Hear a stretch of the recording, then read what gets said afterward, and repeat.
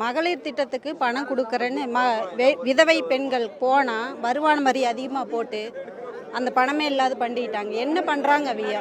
இது கேட்டால் போனோம்னா லஞ்சம்தான், எல்லாமே லஞ்சம்தான். அரசியல்வாதிகள் எல்லாமே லஞ்சம்தான்.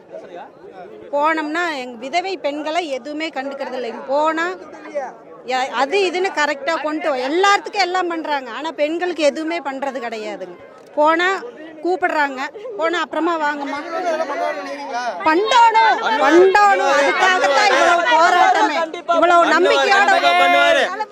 இவ்வளவு நம்பிக்கையோட வந்திருக்கிறோம்னா பண்டுவாருங்கிற நம்பிக்கையில தான் வந்து ரேவதிங்க. இதெல்லாம் காசு வாங்காம வந்த கூட்டம்.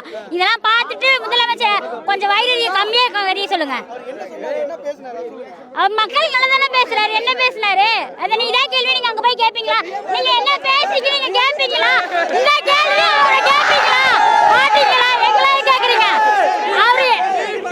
அவரு என்ன பேசுறாரு எங்களுக்கு புரிஞ்சா போதும். உங்களுக்கு இதே கேள்வியை முதலமைச்சர் போய் கேட்டு நீங்க சொல்லுங்க. நாங்களும் கேட்கிறோம். ஓகே.